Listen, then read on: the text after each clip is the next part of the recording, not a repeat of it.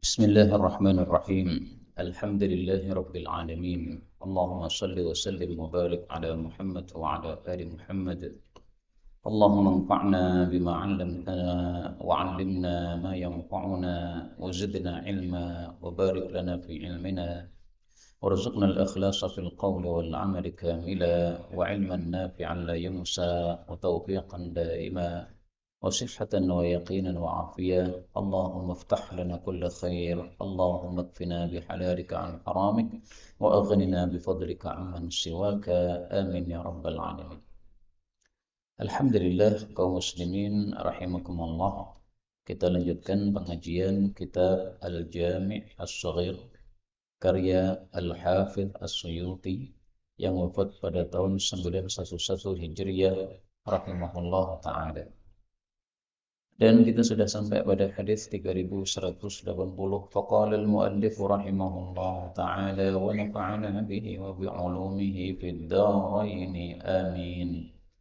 Bi'sal bait, sejelek-jelek rumah itu adalah al-hammam, tempat pemandian umum. Kalau sekarang ya kolam renang. Kenapa? Turfa'u, dikeraskan fihi padanya al-aswat, suara-suara. Watuk syafu, dan disingkap fihi padanya al-aurat, aurat. Hadis ini derajatnya dhaif, membicarakan tentang jeleknya tempat pemandian umum atau kolam renang umum. Jeleknya dua, ya. Di situ suaranya keras-keras, orang teriak-teriak.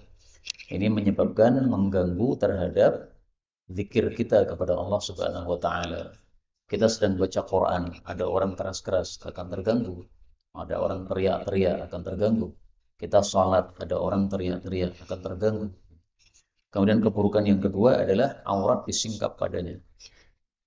Maka sebagian ulama mengatakan boleh kita datang ke kolam renang umum, tetapi harus memakai dua tutup. Tutup pertama yaitu baju untuk menutupi aurat kita. Tutup yang kedua, tutup kepala supaya mata kita tidak melihat aurat orang. Bisakah kita renang dengan kondisi seperti itu? Nah, maka carilah tempat renang yang tidak campur baur lagi dengan perempuan, sehingga terbebas dari keburukan tempat pemandian umum ini.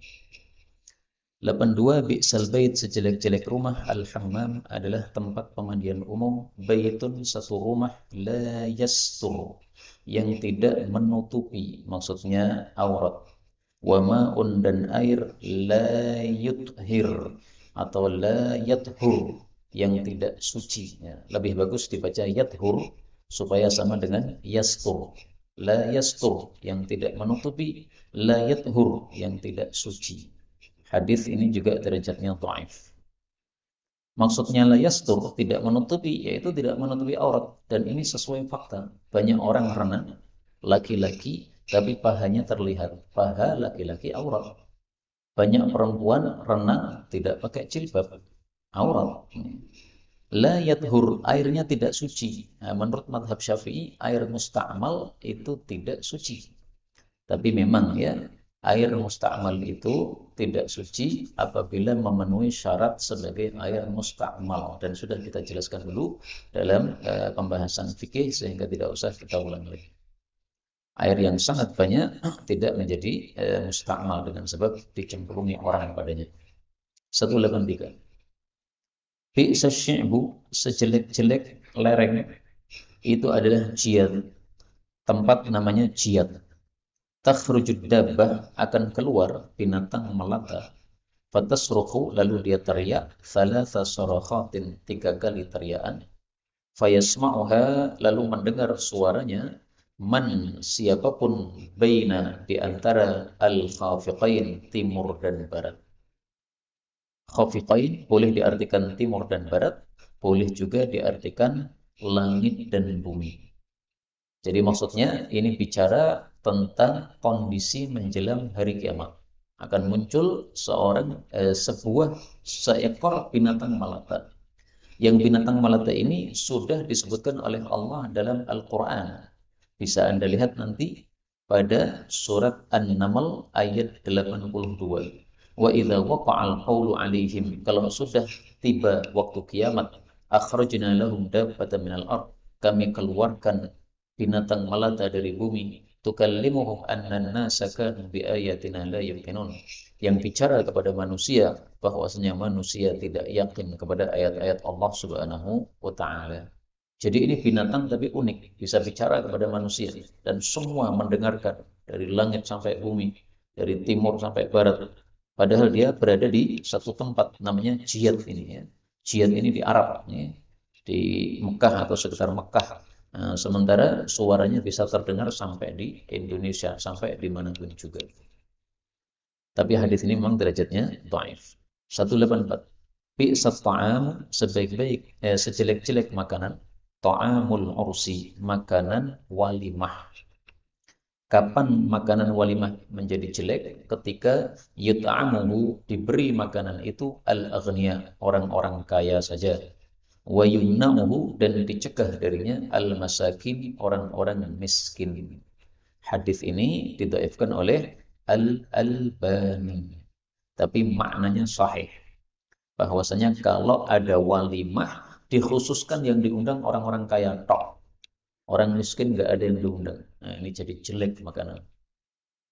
Maka kalau mengundang jangan pilih-pilih. Semua tetangga diundang. Mau kaya, mau miskin diundang. Semua kerabat diundang. Mau kaya, mau miskin diundang. Ini kalau mengundang hanya orang-orang kaya saja, orang miskin tidak ada satupun yang diundang. Itu karena berarti kesombongan, tidak mau bergaul dengan orang-orang yang miskin, maunya bergaul dengan orang-orang kaya.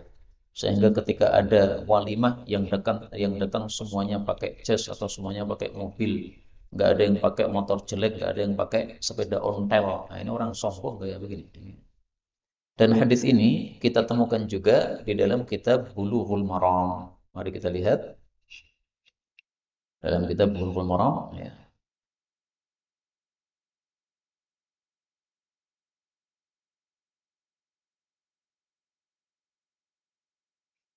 Dengan kata kunci ta'amul walimah, makanan walimah.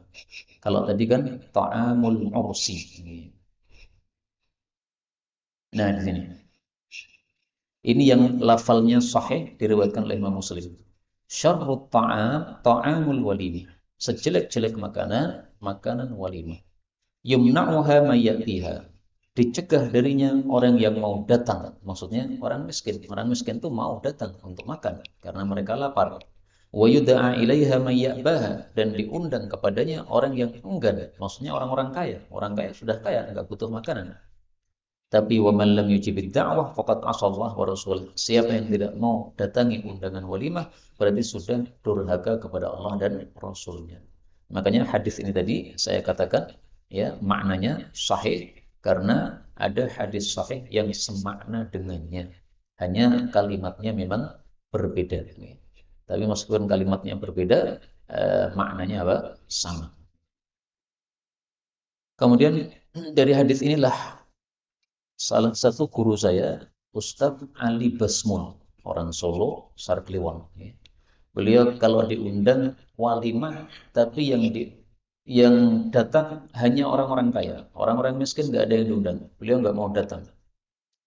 Atau beliau datang tapi nggak mau makan. Kalau nggak salah beliau bilang, saya datang tapi saya nggak mau makan.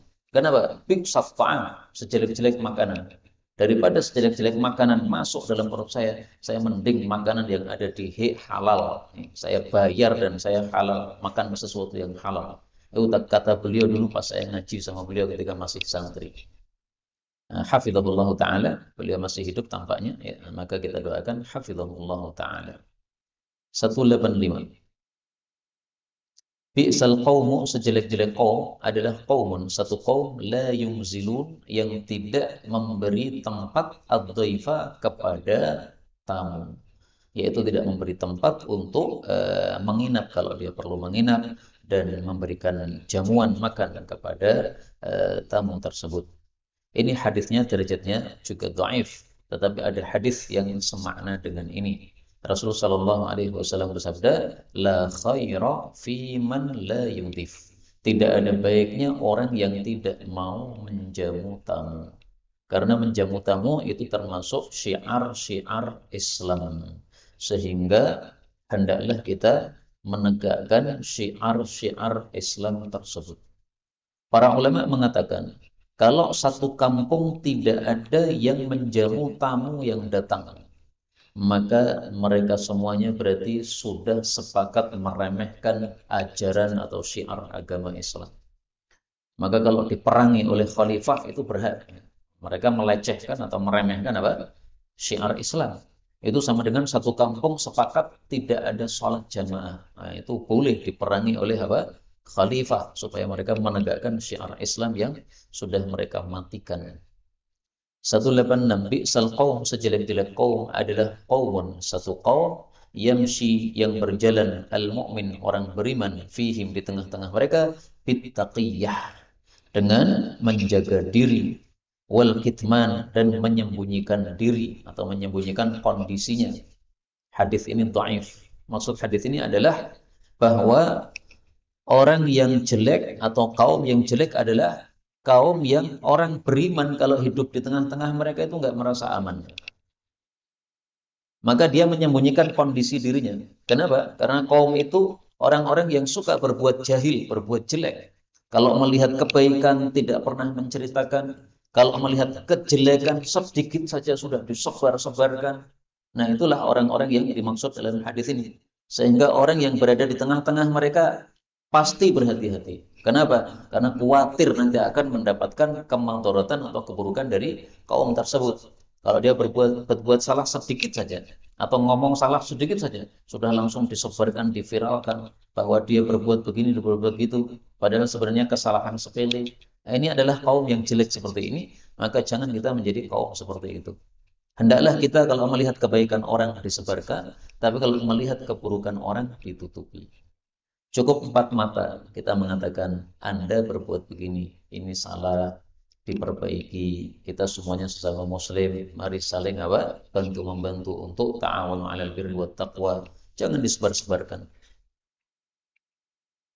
Kemudian 87, bi'sal kasbu, sejelek-jelek usaha adalah ajruz zimarah, upah dari zammarah, ya, pelacur perempuan.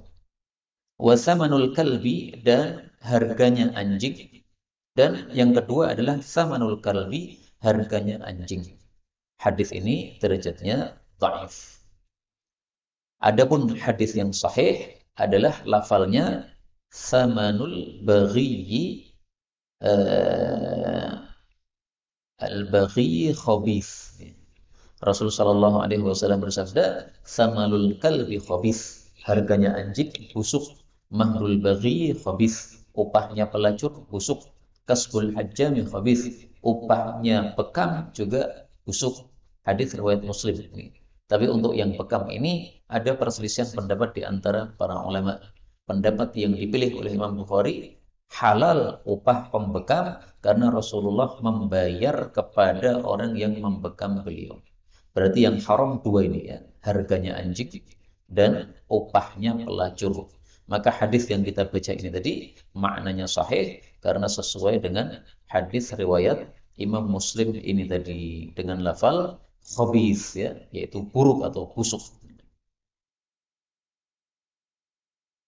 Kemudian anjing ini diperselisihkan oleh para ulama. Kalau dia itu anjing yang boleh dipelihara, apakah boleh diperjualbelikan atau tidak? Anjing yang boleh dipelihara adalah anjing untuk menjaga tanaman, atau anjing untuk menjaga ternak, atau anjing untuk berburu. Tiga ini boleh. Nah, karena ini boleh dipelihara, bolehkah diperjualbelikan? Diperselisihkan oleh para ulama. Mazhab Syafi'i tetap mengatakan tidak boleh. Karena di sini umum samanul kalbi, anjing, berarti semua anjing. Nggak boleh diperjualbelikan. Sebagian yang lain berpendapat kalau dipelihara boleh, maka diperjualkan juga diperbolehkan. Karena ada hadis yang mengatakan bahwasanya naha an samanil kalbi, Nabi melarang dari harganya anjing, illa kalbas saidi, kecuali anjing untuk berburu, maka diperbolehkan untuk diperjualbelikan. Ini hadis riwayat Tirmidzi. Tapi sayangnya hadis ini memang diperselisihkan. Ada yang mengatakan apa? sahih, ada yang mengatakan dhaif. Tapi kalau Syekh Albani mensahihkan hadis ini, sehingga pendapat Syekh Albani berarti boleh menjual anjing untuk berburu. Tapi kalau mazhab Syafi'i tidak boleh. Meskipun dia sudah terlatih untuk berburu, diperjualbelikan. Itu kata mazhab Syafi'i, kalau kita menerima uangnya, berarti kita sudah makan harta manusia dengan cara yang batil. La ta'kulu amwalakum bainakum bil batil. Kata Allah, jangan makan harta secara batil. 88. Bi'sa sejelek-jelek matiyatur rajul, kendaraan seseorang. Itu adalah za'amu. Dia mengatakan za'amu, orang-orang berkata, hadis derajatnya sahih menurut Al-Albani. Maksud hadis ini adalah dilarang kita mudah-mudah menyebarkan berita yang tidak valid. Orang mengatakan langsung kita ceritakan, orang-orang memberitakan kita langsung menyebarkan. Itu adalah sejelek-jelek kendaraan yang kita naiki kalau kita ngomong seperti itu. Za'amu, orang-orang ngomong begini, orang-orang ngomong begini. Sudah kamu cek atau belum itu? Wah, belum Pak, ini saya dapat dari WA. Loh, dapat dari WA itu benar atau tidak itu? Harus dicek dulu. Dan sudah saya jelaskan dulu bahwa dua langkah yang harus kita tempuh sebelum menyebarkan berita. Pertama, cek dulu kebenarannya. Kalau sudah terbukti benar, maka yang kedua, cek dulu apakah disebarkan maslahat atau tidak. Kalau ternyata meskipun beritanya benar, tapi kalau disebarkan tidak maslahat, tidak usah disebar-sebarkan. Misalnya nih, ada tetangga berzina, na'udzubillah. Apakah maslahat kalau kita sebar-sebarkan? Innal ladzina yuhibbuna an tasyi'al fahishatu fil ladzina amanu lahum 'adzabun alimun fid dunya wal akhirah. Tidak sepantasnya, Pak, berita-berita seperti itu yang terjadi pada kaum muslimin kemudian disebarluaskan sehingga malah ditiru oleh orang yang lain. A'udzubillahi min syarri dzalik. 89. Bi sama jeleklah li ahadikum seseorang ayyaqula mengatakan nasitu aku lupa ayata kaita wa kaita, ayat itu dan itu, ayat ini dan itu. Bal bahkan huwa dia itu nusiya, dibikin lupa oleh Allah Subhanahu wa taala. Jadi maksudnya jangan ngomong nasitu ayata, saya lupa terhadap ayat ini, saya lupa terhadap juz ini, saya lupa terhadap surat ini. Tapi hendaklah kita ganti menjadi nusitu. Saya sudah dibikin lupa oleh Allah terhadap surat ini. Saya sudah dibikin lupa oleh Allah terhadap juz ini. Apa sih bedanya nasitu dengan nusitu? Begini, dalam bahasa Arab, kata-kata nasitu itu bisa bermakna normal, bisa bermakna jelek. Kalau bermakna normal, nasi itu artinya lupa. Semua manusia itu memang pernah lupa, bisa lupa. Itu normal, artinya biasa. Tapi bisa diartikan jelek. Nasi itu saya melupakan. Nah, kalau ini dimaknai saya melupakan ayat Quran, ini kan jelek sekali. Ayat Quran kok sengaja kamu lupakan? Nggak boleh. Nah, maka larangan ini maksudnya kita disuruh untuk mengungkapkan dengan kata-kata yang berhati-hati, yaitu kata-kata yang tidak mengandung dua makna, satunya makna biasa, satunya makna jelek. Itu maksudnya. Maka kalau orang Indonesia mengatakan saya lupa, gitu ya tidak apa-apa, karena lupa dengan melupakan berbeda. Tapi kalau dalam bahasa Arab, lupa dan melupakan itu kalimatnya sama, nasitu. Itulah sebabnya tidak boleh mengatakan nasitu. Karena bisa dimaknai dengan kalimat melupakan. Padahal melupakan Quran itu sesuatu yang jelek. Kalau lupa itu biasa. Saya dulu pernah hafal Quran, tapi sekarang kalau panjenengan ngetes saya, nggak akan bisa hafal lancar 30 juz. Kenapa? Sudah lupa. Banyak yang ayat-ayat yang sudah lepas. Tapi tidak sengaja untuk melepaskan, tidak. Masih ada usaha untuk mengulang-ulang, masih ada. Nah, maka maksudnya pilih bahasa yang baik, pilih bahasa yang tidak mengandung makna yang buruk. Ini kesimpulan dari hadis ini. Saya kasih satu contoh lagi dalam Al-Quran. Allah mengatakan, La taqulu ra'ina. Surat Al-Baqarah ayat 104. Wahai orang beriman, jangan mengatakan ra'ina. Tapi ucapkanlah ungdurna. Apa bedanya? Ungdurna, perhatikan kami. Ra'ina, perhatikan kami. Loh, sama-sama maknanya perhatikan kami. Kenapa yang ra'ina tidak boleh? Karena ra'ina diucapkan oleh Yahudi kepada Rasulullah dengan makna yang lain. Ra'ina, orang bodoh. Ra'ina, wahai orang bodoh. Nah, jadi ra'ina ini bisa diartikan apa? Orang bodoh. Dari kata-kata ro'unah. Nah, maka kalau Yahudi mengatakan ra'ina, niatnya adalah kamu wong bodoh.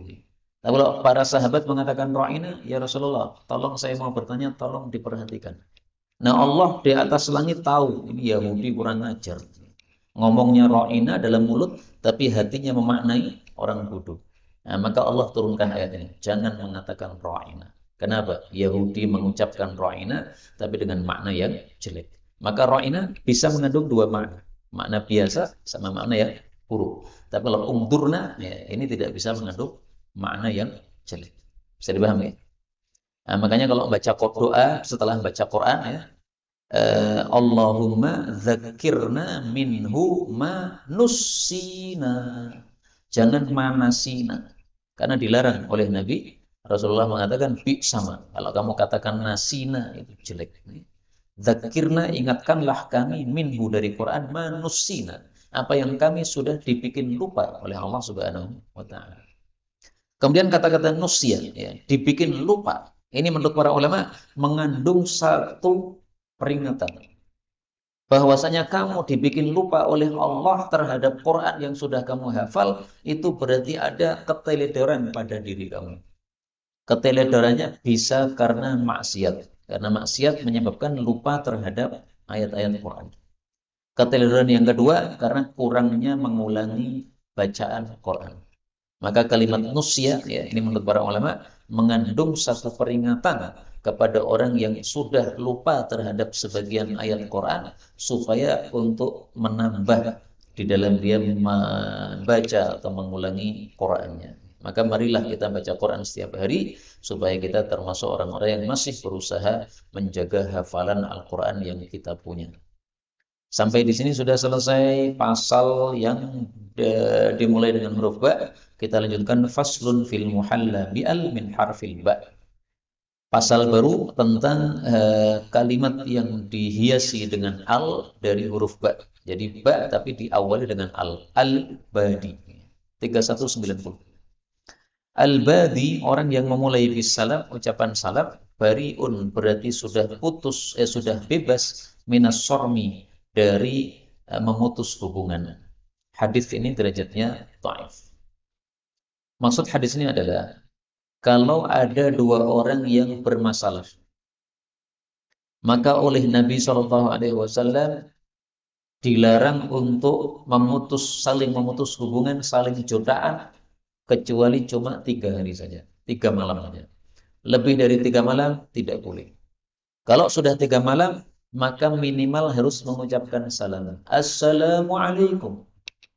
Kalau orang yang jutaan dengan kita itu sudah menjawab waalaikumsalam, berarti sudah selesai masalah. Tidak dianggap dosa oleh Allah.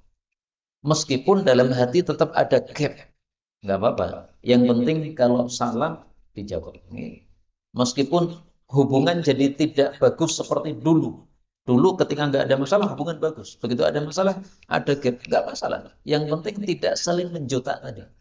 Nah, maka hadis ini mengatakan, yang memulai salam itu berarti sudah bebas dari dosa jutaan atau dosa memutus hubungan. Terus kalau yang disalami menjawab salam, dia juga sudah bebas dari dosa jutaan. Tapi kalau yang disalami tidak mau menjawab, maka dialah yang menanggung dosa jutaan. Sementara kita yang sudah memulai salam tidak menanggung dosa jutaan. Jadi Islam itu sangat indah, menjaga ukhuwah, sehingga ada gesekan sesama muslim, oleh Allah, oleh Nabi dikasih kesempatan. Ya wes, saling nesu, saling marah, saling menjauh, nggak apa-apa. Tapi 3 malam. 3 malam lebih nggak boleh, 4 malam nggak boleh. 191. Al-badi bisalam, orang yang memulai salam, bariun, itu bebas minal kibr, dari kesombongan. Hadis ini juga dhaif. Maksudnya termasuk tawadhu kalau kita itu memulai salam. Jadi ketemu orang, kita memulai salam. Assalamualaikum. Nah, itu sifat tawadhu sebenarnya.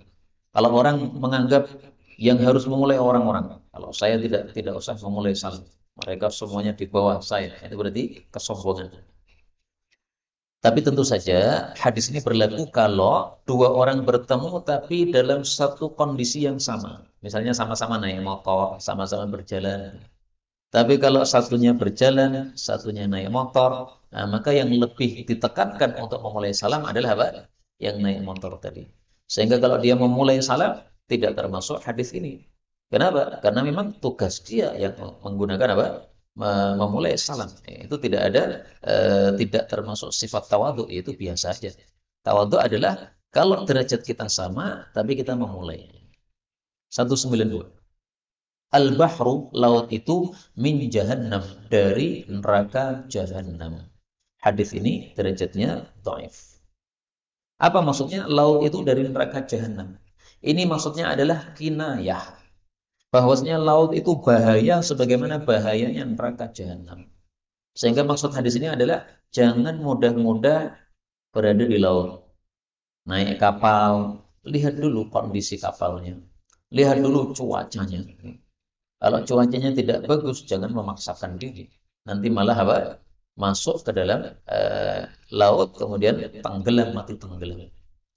Memang mati tenggelam itu mati syahid, tetapi tidak disyariatkan dalam Islam kita untuk mencari kematian, tidak. Kita disuruh mencari keselamatan. Tapi ketika ada kondisi musibah kemudian tenggelam, maka tidak usah terlalu susah karena ternyata tenggelam itu termasuk mati syahid. 93. Al-bahru, laut itu at-tahuru, mensucikan, ma'uhu, airnya. Al-hillu halal, maitatuhu, bangkainya. Hadis ini menunjukkan bahwa air laut boleh untuk berwudu, dan ini sudah sepakat para ulama.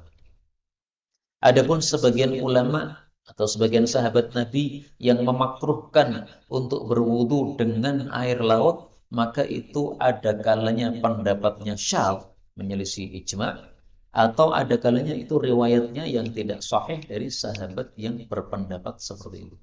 Karena Quran Abdullah bin Umar dan Abdullah bin Amr maupun yang lain-lain berpendapat bahwa air laut makruh untuk digunakan berwudu. Tidak makruh sama sekali. Kemudian bangkainya halal. Yang dimaksud bangkainya ini adalah hewan laut yang mati. Misalnya kita melihat ikan sudah mati, nah itu halal. Cumi-cumi sudah mati. Kalau itu hewan laut, maka halal. Pokoknya hewan yang hidup di laut, apapun namanya, maka halal. Meskipun sudah mati, tetap apa? Halal. Itu maksudnya. Tetapi ada syarat ya. Kalau dia itu sudah bangkai dan sudah busuk, maka sudah tidak boleh. Malam yuntin. Dalam hadis yang sahih, Rasulullah SAW bicara tentang buruan yang ditemukan setelah 3 malam. Maka beliau mengatakan, fakulhu malam yuntin. Boleh dimakan selama belum membusuk. Nah, oleh para ulama dipahami juga untuk itu tadi, bangkainya laut. Bangkai laut, bangkai hewan laut, tapi membusuk. Nah, ini jangan dimakan. Kenapa? Bisa madarat. 194. Al-bakhil, orang yang paling pelit. Itu adalah orang yang dzukirtu indahu, saya disebut di hadapan dia, falam yusalli alayya, lalu dia tidak selawat kepada saya. Al-bakhil itu maksudnya al-kamil fil bukhl. Orang yang bakhilnya sempurna, bakhilnya mentok. Jadi bakhil itu kan bertingkat-tingkat. Nah, ini bakhil yang tingkat tinggi itu adalah yang bakhil untuk membaca salawat. Makanya kalau kita mendengar Muhammad, kita baca sallallahu alaihi wasallam. Mendengar Rasulullah, kita baca sallallahu alaihi wasallam. Meskipun ya dalam satu majelis yang wajib itu cuma 1 kali. Kalau mendengar Rasulullahnya 10 kali, wajibnya salawat 1 kali. Tapi jika setiap kita mendengar kita mengatakan sallallahu alaihi wasallam, maka inilah yang paling utama. Karena 1 salawat kita baca, Allah kirimkan 10 salawat untuk kita. Sehingga yang dimaksud bakhil ini karena dia bakhil terhadap dirinya sendiri. Tidak mau mendapatkan 10 salawat dari Allah Subhanahu wa ta'ala. Padahal salawat dari Allah sesuatu yang sangat mulia. Rahmatnya Allah, ampunannya Allah, pujiannya Allah subhanahu wa ta'ala. 95. Al-badha'u, ucapan jelek. Syu'mun, itu adalah kesialan. Wasu'ul malakah, dan tabiat yang jelek. Itu lu'mun, adalah kerendahan. Hadis ini derajatnya juga dhaif menurut Al-Albani. Tapi bahwasanya kita dilarang untuk berkata yang kotor dan dilarang untuk memiliki tabiat yang jelek, ini jelas benarnya termasuk ajaran Islam. Kita disuruh menghindari kata-kata yang kotor. Apa kata Allah dalam Al-Quran? Allah mengatakan, وَقُولُوا قَوْلًا سَدِيدًا يُصْلِحْ لَكُمْ أَعْمَالَكُمْ وَيَغْفِرْ لَكُمْ ذُنُوبَكُمْ. Ini ayat perlu kita hafalkan karena pentingnya. Yaitu pada surat Al-Ahzab ayat 70. Ya ayyuhalladzina amanu, wahai orang-orang yang beriman, ittaqullah, takwalah kepada Allah, wa qulu qawlan sadida, berkatalah yang lurus. Yuslih lakum a'malakum, Allah akan perbaiki semua amal kalian. Wa yaghfir lakum dzunubakum, dan Allah akan ampuni semua dosa kalian. Jadi amal kita ini intinya di mulut. Mulutnya lurus, maka amalnya lurus. Maka sudah sering saya sampaikan, dua anggota tubuh manusia paling inti, yang zahir adalah mulut, yang batin adalah hati. Kalau hatinya lurus, maka semuanya lurus. Kalau mulutnya lurus, maka semuanya ikut lurus. Dan dua ini, hati sama lisan, ini digabungkan oleh Nabi dalam satu hadis. Rasulullah Shallallahu Alaihi Wasallam bersabda, khairun nas, sebaik-baik manusia, dzul qalbil mahmum, yang memiliki hati yang bersih, wal lisanis shadiq, dan lidah yang jujur.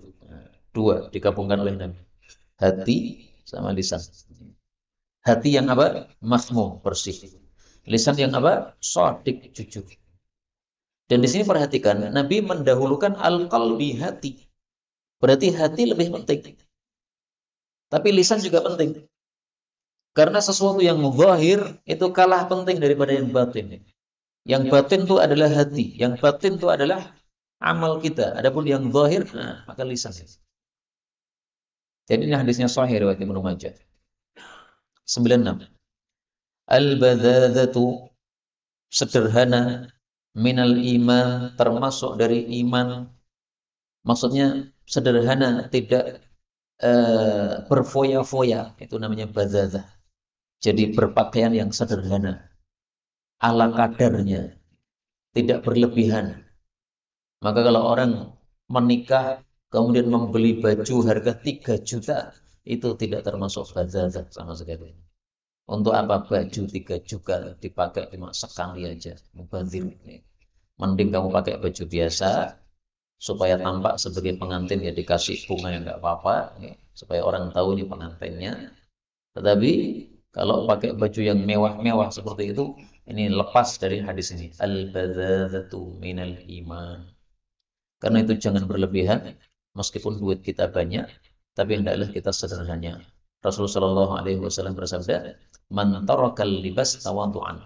Siapa yang meninggalkan baju mewah karena tawaduk kepada Allah, wa huwa yaqdiru alaih, padahal mampu beli 3 juta, mampu, kecil, duitnya banyak. Tapi dia tinggalkan karena tawaduk. Maka da'ahullah yaumal qiyamah ala ru'usil khalaiq. Allah panggil di hadapan seluruh makhluk besok di hari kiamat. Untuk apa? Hatta yukhayyirahu min ayyi hulalil imani sya'a yalbasuha. Dia disuruh memakai pakaian iman yang manapun yang dia ingin pakai di surga. Hadis riwayat Tirmizi, derajatnya sahih. Karena itu sederhanalah dalam berpakaian. Demikian juga dalam segala hal, ya. Makanan juga sederhana, kendaraan juga sederhana, ya biasa aja, nggak usah apa di foya-foyakan, dimewah-mewahkan. 197. Al-birru, kebaikan itu, husnul khuluqi, adalah akhlak yang baik. Wal ithmu, dan dosa itu, mahaka, apa yang ragu-ragu, fi sadrika, dalam dadamu. wa karihta dan kamu tidak suka ayat tali'a alaihi bahwasanya mengetahui terhadapnya annasu para manusia. Hadis ini riwayat Imam Muslim sahih. Hadis ini dianggap oleh para ulama termasuk jawami'ul kalim. Apa itu jawami'ul kalim? Kalimat-kalimat yang singkat padat. Kok bisa? Karena al-birru ya. Ini adalah kalimatun jami'atun likulli khairin. Albir itu adalah satu kata yang mengumpulkan segala jenis kebaikan. Itu disebut albirru. Sholat itu albirru, zakat itu albirru, puasa itu albirru, sedekah itu albirru, kemudian tersenyum kepada sama muslim itu albirru, membantu orang lain itu albirru, lemah lembut kepada sesama kaum muslim albirru. Pokoknya semua kebaikan itu disebut albirru. Maka di sini Nabi mengatakan al-birru husnul khuluqi. Ya. Kebaikan itu adalah akhlak yang baik. Apa sih maksudnya al-birru husnul khuluq? Katanya al-birru itu semua kebaikan, itu al-birru. Kok husnul khuluq akhlak yang baik saja? Nah, ini supaya paham, Pak, bacalah hadis yang lain. Al-hajju Arafah. Rasulullah mengatakan haji itu wukuf di Arafah. Maksudnya apa? Yang paling penting dalam ibadah haji wukuf di Arafah. Berarti di sini al-birru husnul khuluqi. Yang paling penting dari perbuatan baik itu adalah akhlak yang baik. Baca Quran itu baik, tapi akhlak yang baik ini lebih penting. Kalau ada orang suka baca Quran, tapi akhlaknya jelek. Ada orang suka tahajud, tapi akhlaknya kepada manusia jelek. Rasulullah katakan finnar, masuk neraka. Kata Nabi, ada seorang wanita, ya Rasulullah, suka tahajud malam. Tapi dia melukai hati orang-orang dengan lisannya. Lisannya tajam. Maka Rasulullah mengatakan, finnar, masuk neraka. Tapi ada satu lagi, seseorang yang dia salat malamnya biasa aja. Ya mungkin kalau sekarang kita hitung rakaatnya paling 2 rakaat misalnya. Jam 4 baru bangun, jam 4 lebih 10 sudah adzan subuh. Sehingga sholatnya cuma 2 atau 3 rakaat. Tapi tidak menyakiti orang lain dengan lisannya. Maka kata Nabi fil jannah, dia masuk jannah. Nah, maka al-birru husnul khuluqi ya. Kebaikan itu bermacam-macam, tapi yang paling penting adalah akhlak yang baik kepada sesama manusia. Kemudian dosa itu sudah kita ketahui dari lubuk dalam hati kita yang terdalam. Kapan kita mengetahui bahwa itu perbuatan dosa? Ketika kita mau melakukan itu toleh-toleh. Ada enggak yang melihat saya? Nah, ketika kita toleh-toleh, khawatir kalau ada orang yang melihat, berarti saat itulah kita sudah diberitahu oleh Allah bahwa kamu melakukan dosa. Buktinya kamu kalah toleh. Pengen tidak ada yang melihat. Kalau memang perbuatan itu baik, maka tidak perlu malu pada manusia.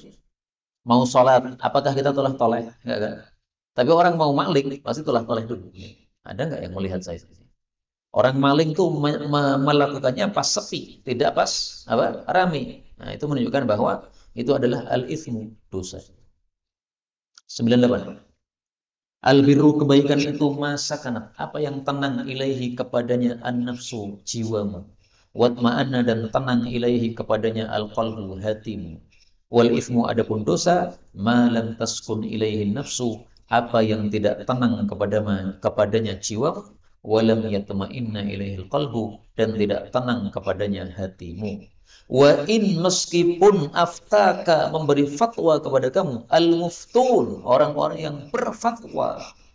Maksudnya meskipun orang-orang pada memberikan fatwa, boleh. Tetapi dalam hati kok tidak tenang, itu dosa. Contohnya, ada seseorang tanya kepada saya, Ustaz, apa hukumnya beli motor bodong? Maka ini karena masalah pelik dan saya bukan ulama, saya nggak berani beri fatwa. Saya tanya malah, antum sebelum tanya ke saya sudah tanya Ustaz lain belum? Sudah. Siapa Ustaz yang kamu tanya? Ustaz Rashid Ba'asyir. Apa jawaban beliau? Nah, saya malah belajar bacanya. Apa jawaban beliau? Katanya, kamu tanya hatimu, tenang apa tidak? Ya enggak Ustaz. Ya udah enggak usah beli. Nah, maka Wa in aftakal muftun. Meskipun banyak orang mengatakan nggak apa-apa beli motor bodong itu kan orang-orang kafir yang punya. Kita merampas orang-orang kafir itu malah ghanimah. Nah, ada yang berfatwa begitu gitu. Tapi hati tetap nggak tenang. Nggak usah. Beli aja motor yang sesuai dengan budget kita, nggak harus yang bagus, yang penting tenang, halal.